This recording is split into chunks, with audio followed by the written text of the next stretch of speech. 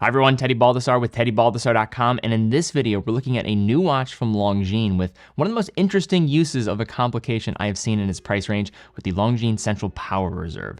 So if you're not familiar with this channel, this is where we cover watches available for purchase on our website, TeddyBaldassarre.com, as an authorized dealer. So in this video, deep dive on this timepiece, final points of consideration at the end, but also throughout the video, if you have further questions or are looking to buy this watch, check out the link in the description down below to the product page. But without further ado, let's jump into the video, take a closer look at this watch. Once you've been collecting watches for a while, you start to become curious about watches that are just outside the ordinary. And the piece that we're going to be looking at today absolutely qualifies for that classification, the Longines Conquest Heritage Central Power Reserve in stainless steel. Launched as a tribute to 70 years of the Conquest line this year, it traces its direct roots to a 1959 reference. Apart from its looks, the big story here is that it boasts a somewhat unusual execution of a particular complication, a power reserve, a centrally located one on the dial. In most instances, a watch will call on a small indicator scale with a hand to indicate the remaining power for a power reserve. Instead, here, we have two circular discs that rotate independently, one serving the scale of the hours for the reserve, and the other internal circle point having a small line marking to point to the remaining power of the wind. The modern steel version of the Conquest Heritage Central Power Reserve comes in three flavors: a black dial version with silver details, an anthracite dial with pink gold color indices and handset, and this one, a champagne dial variant with gilt accents that skews closely to its vintage inspiration.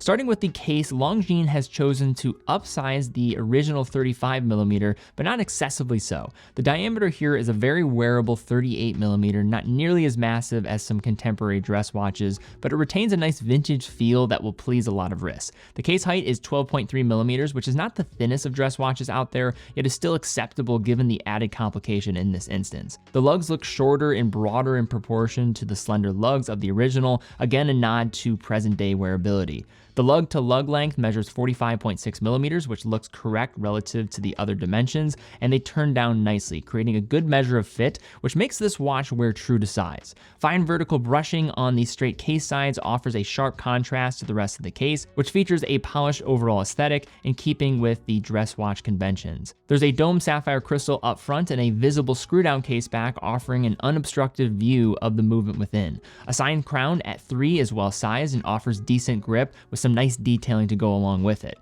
Water resistance is 50 meters, which is at or even above what's expected with most dress watches, and between the 19mm lugs is a padded alligator leather strap that sets everything off quite tastefully, sporting a stainless steel pin buckle sign with the trademark Longines winged hourglass logo. But now let's talk about the star of the show. We have the dial, and it's a quite handsome one with vintage appeal. Power reserve indicators can be a point of contention for a lot of collectors, usually due to their placement on the dial, but there are no such concerns here, with the central configuration lending a graceful symmetry that hits the stylistic bullseye. And unlike a static power reserve scale, this one is in constant motion, revolving as the power reserve is wound or depleted. Remember, unlike a hand-winding dress watch, this one has an automatic movement, so it winds as you move your wrist, which you could argue might be less functional compared to when utilized in a manual wound watch. A fair statement to make, yet the novel execution of the complication type at this price range is such a treat of distinction and a sea of repetition in watch design. Touching on the rest of the dial's aesthetics, we have a soft champagne color that gets a subtle matte finish, black minute markers, and the Longines logo under 12 with the retro-leaning Conquest and automatic text above at 6. The handset features a syringe or skyscraper shape in a gilt finish that complements the paler champagne of the dial itself. Although this is a mid-century leaning dress watch, there is a dash of superluminova in the hands, as well as small lume plots located at 3 and 9, which are serviceable for a watch of this genre. The faceted indices offer sufficient angles for playing with the light and are color matched to the handset for cohesion. A gilt frame surrounds the 12 o'clock date window, featuring black on white text for stellar legibility. Longines is one of the leaders of producing robust calibers for their price range, benefiting greatly from being within the Swatch Group, who has connections to manufacturing capabilities of ETA. In the case of Longines, they will source their parts from ETA, the largest mechanical movement producer out of Switzerland, and will get access to proprietary parts. Further, these calibers are assembled and tested on-site by the brand, leading to some of the most compelling points of value for establishing a middle ground of separating from the competition while being optimized for serviceability. The caliber here goes by the name of L896.5. It can be wound automatically or through hand winding, has a 72-hour power reserve, a silicon balance spring for greater resistance to magnetism, and a somewhat unusual 3.5 hertz frequency that works out to 25,200 vibrations per hour, a frequency most commonly associated with another Swatch Group brand and sibling of Longines, Omega. In the case for many Longines movements, these are going to run amazing in terms of accuracy.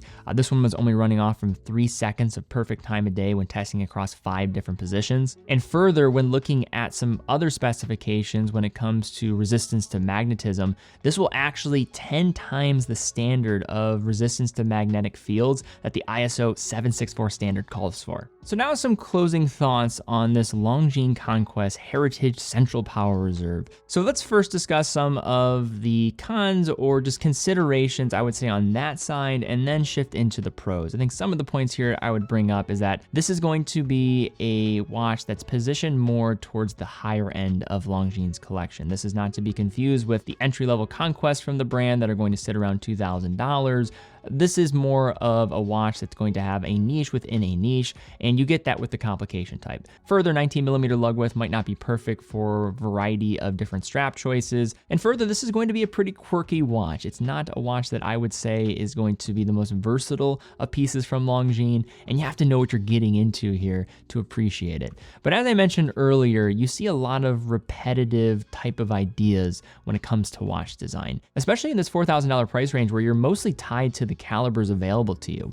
But that's where Longines is able to separate. They have one of the most robust series of calibers that you have at your disposal with great specifications to go along with it. And in the case of this watch, what really drew me to it is that it's showing a distinct design trait that I would say is unlike anything else in its price range, or really even multiples of its price. In addition, this watch retains much of the spirit of the vintage original. It looks the part, the syringe style hands or skyscraper hands that looks like it could be part of the New York City skyline. The size and wearability definitely are stellar. 38mm, going to be a pretty versatile size. I would say wears relatively true to that size to go along with it, if not slightly larger. And further, this is an introduction of a new caliber with this complication type. And I think showcases again that Longines is absolutely on a roll. You've had many of the hits that were going for mass market appeal, but then you also see watches like this, which you're thinking, who is this really for? And to me, it's obvious who it's for. It's for an enthusiast. It's for somebody that wants something different, distinct from a brand that I would say is one of the most underappreciated despite its size among the watch enthusiast public. Longines is just such a compelling brand when you factor in what they're delivering nowadays with the past. And with a piece like this that combines both of those traits into a cohesive idea that is also distinct, that's what made this one stand out immediately and makes it probably one of the better releases I could imagine from Longines, and they've had no short supply of them as of late. All right, guys, that's all we have for this video. If you did enjoy it, please give it a thumbs up, subscribe, hit the bell icon. Really do appreciate all of that. And also, if you are in the market for this watch, we do have it available on TeddyBaldassarre.com. TeddyBaldassarre.com is a full authorized dealer of over 30 brands, quick and fast fulfillment, dedicated customer support, and a full factory warranty for all the products that we offer. Also, if you're ever in the market, please visit us in Cleveland, Ohio at our watch boutique. And further, how we're able to produce all the content on our main channel is through selling watches. So if you are in the market for a watch, we'd love to have your business. Allows us to keep doing what we're doing here. We love what we do. But guys, thank you again so much for watching. Be well, and I will see you all very soon.